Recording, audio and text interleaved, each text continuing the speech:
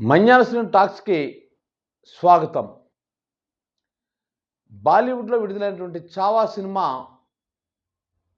రికార్డులు మోత మోగించేస్తుంది. 'పుష్ప' రికార్డులు కూడా బ్రేక్ అవుతాయని అంటున్నారు. నిజానికి ఈ సినిమా మహేష్ బాబుకి మొదట ఆఫర్ వచ్చిందని, అంటే ఆ దర్శకులు మహేష్ బాబుని కలిశారని, మహేష్ బాబు తిరస్కరించడం జరిగిందని, కానీ మహేష్ బాబు చేసినటువంటి తప్పుడు నిర్ణయం ఇది. తీసుకున్న తప్పుడు నిర్ణయం అని చెప్పేసి సోషల్ నెట్‌వర్క్‌లో కొన్ని వార్తలు హల్చల్ చేస్తున్నాయి. ఈ విషయం మీద నేను ఒక వీడియో చేయాలనిపించింది. మహేష్ బాబు తీసుకున్న నిర్ణయం కరెక్టా? కాదా? అన్నది. అసలు స్టోరీ ఏటి? అంటే 'శంభు మహారాజ్' అంటే ఛత్రపతి శివాజీ గారి కొడుకు. ఛత్రపతి గారి తదనంతరం రాజ్యాన్ని ఏలినటువంటి శంభు మహారాజ్ గారు. ఆయన్ని అంటే ఈ ఈ మహారాష్ట్రాన్ని ఎలాగైనా సరే మరాఠీ రాజ్యాన్ని, అప్పుడు మరాఠీ రాజ్యం అనేవారు. మరాఠీ రాజ్యాన్ని ఎలాగైనా సరే ఆక్రమించుకోవాలని చెప్పేసి ఔరంగజేబ్ చాలా ప్రయత్నాలు చేస్తాడు. చాలా ప్రయత్నాలు చేశాడు. కానీ ఆ ప్రయత్నాల్ని ఈ శంభూజీ తిప్పికొడతాడు. శంభూజీ కొడుకైనటువంటి షాహు మహారాజ్ ఔరంగజేబ్‌తో చేతులు కలిపినట్టు నటించి, తర్వాత ఔరంగజేబ్‌కి అంటే ఔరంగజేబు మహారాష్ట్రని ఆక్రమించకుండా అడ్డుకున్నాడని చరిత్ర. నేను చదివిన చరిత్ర. నాకు తెలిసిన చరిత్ర. అయితే ఇది చరిత్ర పక్కన పెడితే, మహేష్ బాబు ఎందుకు ఈ క్యారెక్టర్ వద్దనుకున్నాడో, నిజానికి ఈ క్యారెక్టర్ చేస్తే మహేష్ బాబు మంచి పేరొస్తది. ఫర్ ఎగ్జాంపుల్ ఇప్పుడు ఏకం 'పుష్ప' రికార్డులు కూడా బ్రేక్ అవుతున్నాయి. అటువంటి సినిమా ఇది. దీన్ని మహేష్ బాబు ఎందుకు వద్దనుకున్నాడు అనటానికి నాకు 2 కారణాలు కనబడుతున్నాయి. అంటే నిజంగా ఇతను మహేష్ బాబుని కలిసారా లేదా? కలిసి ఆయన ఈ ఈ ప్రాజెక్ట్ చేయనన్నాడా అన్న విషయం నాకు తెలీదు. సోషల్ నెట్‌వర్క్‌లో వచ్చిన వార్తల ఆధారంగా, కథనం ఆధారంగా నేను చెప్తున్న మాటలివి. ఒకవేళ నిజంగా వచ్చుంటే ఆయన ఎందుకు వద్దని ఉంటాడు? దీనికి ఒక ఫ్లాష్ బ్యాక్ ఉంది. సూపర్ స్టార్ కృష్ణ గారు ఆయన జీవితంలో తీరని కోరిక ఏదైనా ఉంటే ఆయన అన్ని రకాల పాత్రలు చేశారు. ఎవరు చేయలేని పాత్రలు. ఈవెన్ ఎన్టీ రామారావు కూడా చేయలేనటువంటి పాత్రలు ఆయన చేశాడు. ఎలా అంటే ఈయన కౌబాయ్ చేశాడు. ఎన్టీ రామారావు కౌబాయ్ చేయలేదు. ఈయన గూఢచారి చేశాడు. ఎన్టీ రామారావు గారు నాకు తెలిసినంత గూఢచారి చేయలేదు. ఇక కామన్‌గా ఇద్దరు పౌరంగా చేశారు. ఇద్దరు జానపదాలు చేశారు. ఇవన్నీ చేశారు. అయితే ఆయనకి తీరని కోరిక ఏంటంటే 'ఛత్రపతి శివాజీ' సినిమా తీయాలని ఎప్పటికాంచి ఆయనకి కోరిక. ఎందుకంటే 2 సినిమాల్లో నాకు తెలిసినంత 2 సినిమాల్లో కృష్ణ గారు 'ఛత్రపతి శివాజీ' క్యారెక్టర్ చేశారు. శివాజీ మహారాజ్ క్యారెక్టర్ చేశారాయన. ఒకటి 'డాక్టర్ సినీ యాక్టర్' అనే సినిమాలో ఒక బిట్‌లో ఆయన కనబడతాడు. నాకు జ్ఞాపకం ఉన్నంత వరకు. అలా నంబర్ 1 సినిమాలో పాటలోని 'ఛత్రపతి శివాజీ'లాగా కనబడతాడు. ఆయన 'ఛత్రపతి శివాజీకి' చాలా సూట్ అవుతారన్నమాట. కృష్ణ గారి గెటప్పు అంటే ఆయన ఫేస్ అదంతా కూడాను 'ఛత్రపతి శివాజీకి' అల్లూరి సీతారామరాజుకి ఎలాగైతే కృష్ణ ఎంత యాప్టబుల్ పర్సనో, అంత యాప్టబుల్ పర్సను 'ఛత్రపతి శివాజీ' గెటప్ కూడాను. చాలా చాలా చక్కగా నొప్పుతాడాయన. ఆయనకి ఆ కోరిక ఉండిపోయింది. 'ఛత్రపతి శివాజీ' సినిమా తీయాలని. సాధారణంగానే డేరింగ్ అండ్ డాషింగ్ హీరో అంటారు. ఆయన అక్కినేని నాగేశ్వరరావు గారికి అత్యధికమైన పేరు వచ్చి ఇప్పటికీ మారుమ్రోగుతున్న సినిమా పేరు ఏంటంటే 'దేవదాస్' అంటాం మనం. నాగేశ్వరరావు గారి సినిమాలో టాప్ మోస్ట్ సినిమాలో నంబర్ 1 అదే. అటువంటి సినిమానే ఈయన రీమేక్ చేసాడు. మళ్ళీ తీసాడాయన. ఆ సినిమా హిట్ అవని, ఫ్లాప్ అవని. ఆ 'దానవీర సూరకర్ణ' మీద 'కురుక్షేత్రం' సినిమా వచ్చింది. నిజానికి 'దానవీర సూరకర్ణ' కంటే ముందే 'కురుక్షేత్రం' స్టార్ట్ అయింది. ఈ విషయం ఎవరికి తెలీదు. పోటీకి తీశారని అనుకుంటుండ్రు. కాదది. ఎన్టీ రామారావు గారిని కృష్ణుడిగా యాక్టింగ్ చేయమని కూడా అడిగారు కృష్ణ గారు. అడిగితే ఆయన నేను 'దానవీర సూరకర్ణ' తీశాను కాబట్టి నేను ఆ క్యారెక్టర్ చేయలేను అన్నాడు. అన్ని తర్వాత ఈయన తీశారు. కానీ పోటీకి విడుదల చేసినట్టు అనిపించింది. Whatever it may be. టోటల్‌గా 'Daana Veera Soora Karna' super duper hit అయింది. 'కురుక్షేత్రం' అక్కడ కర్ణాటకలో ఈవెన్ అప్పటి కన్నడ కంఠీరవ రాజ్ కుమార్ గారు కూడా అన్ని థియేటర్లో ఆయన సినిమా కూడా అన్ని థియేటర్లు విడుదలైంది. ఫస్ట్ వీక్ కలెక్షను అప్పట్లో సజ్జలు రేగిపోయింది కురుక్షేత్రానికి. కానీ రన్నింగ్ అనేది ఆగిపోయింది. మన ఎన్టీ రామారావు గారి సినిమా దానవేశ్వర కన్నా సూపర్ డూపర్ హిట్ అయిపోయింది. 10 లక్షలతో తీస్తే ₹1,00,00,000 వసూలైంది. చిత్రం ఏంటంటే రెండోసారి రిపీట్ రిలీజ్లో కూడా ₹1,00,00,000 వసూలు చేసింది. అది అంత సంచలనం అయిపోయింది దానవేశ్వర కన్నా. ఇవన్నీ పక్కన పెడితే కృష్ణ గారికి ఆ ఛత్రపతి శివాజీ క్యారెక్టర్ అయింది ఆయన ఆఖరి కోరిక. ఎందుకు ఆయన తీర్చుకోలేకపోయాడు? దాన్నే ఒకసారి జర్నలిస్టులు అడిగారు. మీ ఛత్రపతి శివాజీ మీ డ్రీమ్ క్యారెక్టర్ కదా, మీరు ఎందుకు యాక్టింగ్ చేయటం లేదు, ఆ సినిమా ఎందుకు తీయటం లేదని అంటే ఆయన ఒకటే చెప్పాడు. ఏంటంటే దేశ పరిస్థితులు బాగోలేవు ప్రజెంట్. హిందూ ముస్లిం తాలూకా గొడవల్లో ఉంది. ఇలాంటప్పుడుగా నేను ఆ సినిమా తీస్తే నేను భావోద్వేగం రెచ్చగొట్టినోడిని అవుతాను.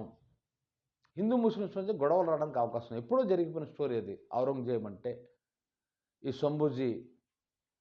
శంభు మహారాజ్ స్టోరీ కానీ, శివాజీ మహారాజ్ స్టోరీ కానీ ఎప్పుడూ జరిగిపోయిన స్టోరీ అది. అప్పుడు మొఘలాయులు మన దేశం మీద దండయాత్ర చేసి ఒక్కొక్క ప్రాంతాన్ని ఆక్రమించుకున్న రోజుల్లో చరిత్ర ఇప్పుడు నేను తీస్తే ఎలా ఉంటుందంటే అది ముస్లిమ్స్ వ్యతిరేకంగా ఉంటుంది. కాబట్టి సెక్యులరిజం ఈ దేశంలో ఉంది. కాబట్టి నేను ఇప్పుడు ఆ సినిమాలో యాక్టింగ్ చేస్తే ఒక పాపులర్ స్టార్ కృష్ణ అంటే ఎంత పాపులర్ స్టార్ అంటే ఇప్పుడున్న ఏ హీరో కూడా అంత పాపులారిటీ లేదు. క్లియర్గా చెప్పేస్తాను. ఎందుకంటే ఆయన సింహాసనం సినిమా తీస్తే విజయవాడలో 144 సెక్షన్ పెట్టారు. ఒక సినిమాకి 144 సెక్షన్ అనేది ఇండియాలోనే ఎక్కడ జరగలేదు, ఏ హీరోకి జరగలేదు. అంత మాస్ ఫాలోయింగ్ ఉన్నటువంటి హీరో ఛత్రపతి క్యారెక్టర్ కానీ చేసినట్లయితే ఆటోమేటిక్గా హిందూ ముస్లిమ్స్ మధ్య గొడవలు వస్తాయి. మంది సెక్యులర్ స్టేట్ కాబట్టి ఆ కథ హిందూ ముస్లిమ్స్ మధ్య జరిగేటువంటి పోరాటం కాబట్టి నేను ఆ క్యారెక్టర్ చేస్తే ఇబ్బందులు వస్తాయి అని చెప్పి ఆలోచించి తన ఒక విధంగా ఆయన ఆఖరి కోరిక అది. దాన్ని చంపేసుకున్నాడు ఆయన. ఇప్పుడు అర్థం ఏమిటంది మహేష్ బాబు ఎందుకు ఆ క్యారెక్టర్ వద్దనుకున్నాడండి. ఎందుకంటే అప్పటికంటే ఇప్పుడు ఇంకా మత ప్రాతిపదికగా ఒక పార్టీలు మత ప్రాతిపదికగా చీలిపోతున్నాయి ఈ దేశంలో. మనుషులు, స్నేహితులు, బంధువులు అందరూ మత ప్రాతిపదికన చీలిపోతున్నారు. నువ్వు పలానా పార్టీకి సపోర్ట్ చేసి నువ్వు పలానా మతం, నువ్వు పలానా పార్టీ సపోర్ట్ నువ్వు పలానా మతం. ఈ స్థాయికి దిగజారిపోయింది సొసైటీ. చాలామంది, నేను అంటున్నా అందరూ కాదు, చాలామంది. నా సర్కిల్ ఉన్నాయి, నాకు ఆ ప్రాబ్లం నాకు ఎదురవుతుంది. సెక్యులరిజం గురించి ఆలోచిస్తే ఒప్పుకోని స్థితిలో ఈ సమాజ పరిస్థితులు ఉన్నాయి. ఇలాంటి పరిస్థితులు మహేష్ బాబు లాంటి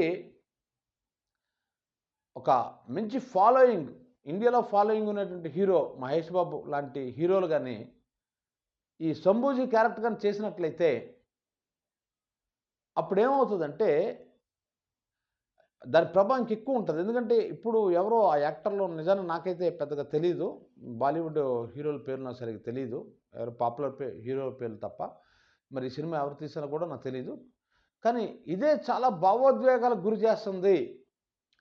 చివరిలో మతం మారమని చెప్పి ఔరంగజేబు చేసినట్టు హింసలకి, వాళ్ళు పడే బాధలకి చాలామంది బాధపడుతున్నారు అండి. అది ఎప్పుడూ జరిగిపోయిన సంఘటన. ఔరంగజేబు కన్న తండ్రినే జైల్లో పెట్టేసిన దుర్మార్గుడు అని చెప్పేసి ఎన్టీ రామారావు గారు ఒకసారి చంద్రబాబు నాయుడు గురించి చెప్తూ, ఇతను ఔరంగజేబు పిల్లనిచ్చిన మాకే దెబ్బ కొట్టాడు, వెన్నుపోటు పొడిచాడు, అతని తండ్రిని జైల్లో పెట్టేసినట్టు అంటూ ఔరంగజేబుతో చంద్రబాబు నాయుడు పోల్చాడు. ఇది అసందర్భం ఏం కాదు, అసందర్భం అనిపించవచ్చు మీకు. అంటే ఔరంగజేబు అసలు ఒరిజినల్ మనిషి చెడ్డోడు, ఒక చెత్త మెంటాలిటీ ఉన్నాడు ఔరంగజేబు. కానీ ప్రతి మతంలో మంచోళ్ళు ఉంటారు, చెడ్డలు ఉంటారు. కానీ ఔరంగజేబు అనేసరికి పలానా మతం, ఆ మతస్థుడు ఈ మతస్థుని ఇబ్బంది పెట్టాడని చూస్తుంది తప్ప ఆ మనిషి కన్న తండ్రినే జైల్లో పెట్టేసిన ఎదవ అయ్యేటప్పుడు ఆడెవరినైనా ఏ హింసని పడతాడు. ఆడి క్యారెక్టర్ అది, సాడిస్టిక్ మెంటాలిటీ. కానీ ఇప్పుడు జనం ఎలా చూస్తారు? ఆడి క్యారెక్టర్ని చూడరు, ఆడి మతాన్ని చూస్తున్నారు. అది సమస్య. పలానా నేరం చేసింటే పలానా మతం కాబట్టి ఆడు నేరస్తుడే. లేదు ఇంకోటి నేరం చేస్తే ఆడు మా మతం కాబట్టి ఆడు తప్పు చేయలేదు. ఒక తప్పు చేసినా తప్పు కాదు. ఈ టైప్ ఆఫ్ మెంటాలిటీ అనేది జనాల్లో ఎక్కువైపోయింది. మన మతస్థుడు ఏం చేసినా, మన కులంలో ఏం చేసినా తప్పు కాదు. అవతలోడి కులంలో, అవతలోడి మతంలో ఏం చేసినా తప్పే. మరి ఇంతగా జనాలు మామూలుగా ఎడ్యుకేషన్ పరంగా ఇంజినీరింగ్‌లు, డాక్టర్లు, లాయర్లు, కలెక్టర్లు ఎంతమంది అవుతున్నా, జ్ఞానం పెరుగుతున్నా ఈ మత అజ్ఞానం ఎట్ ఎ టైమ్ అది కూడా పెరిగిపోయింది. కాబట్టి వీళ్ళు ఇలాగ ఆలోచిస్తున్నారు.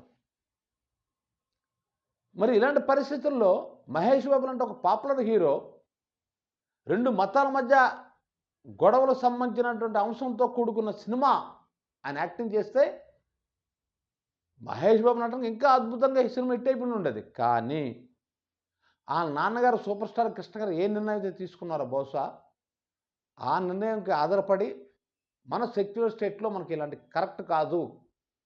అందరం కలిపి అన్నదమ్ములా బ్రతుకుతున్నాం. ఇలాగే బ్రతుకుదాం. ఎప్పుడో జరిగిందాన ఒక ఎదవ చేసే పనిని ఒక మతం మీద రుద్దేసి ఆ మతస్థులు మనం విలన్‌గా చూడడం, చూపించడం ఇది కరెక్ట్ కాదు అని మహేష్ బాబు భావించుంటాడని నేను అనుకుంటున్నాను. అంటే ఈ ఈ ఈ అంటే ఈ సోషల్ నెట్వర్క్‌లో వస్తున్న విషయాలు గాని నిజమైతే, మహేష్ బాబు దగ్గరికి ఈ ప్రాజెక్ట్ వెళ్ళడం నిజమైతే, బహుశా మహేష్ బాబు అందుకే తిరస్కరించుంటాడు. సినిమా హిట్ అవుద్దని ఆయనకో అంతన ఉంటది. అంత అమాయకుడేం కాదు మహేష్ బాబు. కానీ అందుకే బహుశా చేయకుండా ఆళ్ళ నాన్నగారు తీసుకున్ననే అతను కూడా తీసుకున్నాడు. ఆళ్ళ నాన్నగారు శివాజీ మహారాజ్ శివాజీ అద్భుతమైన వ్యక్తి, గొప్ప వ్యక్తి, విలువలతో కూడుకున్న వ్యక్తి శివాజీ మహారాజ్. అతని కొడుకు సంభోజీ. అతను మనవడు సాహు మహారాజ్. ఈ చరిత్ర అంతా చాలా గొప్పది. కానీ ఇప్పుడున్న మన పరిస్థితుల్లో ఎవడో ఒకడు చేసిన పనికి ఆ మతం మీద ఆ ప్రభావం పడతదేమో అన్న ఉద్దేశంతో బహుశా మహేష్ బాబు ఈ ప్రాజెక్ట్‌ని రిజెక్ట్ చేసుంటాడు ఆయన అని నేను అనుకుంటున్నాను. ఈ వీడియో మీకు నచ్చినట్లయితే మన్యాస్ టాక్స్‌కి లైక్ చేయండి, షేర్ చేయండి, సబ్స్క్రైబ్ చేయండి. Thank you very much.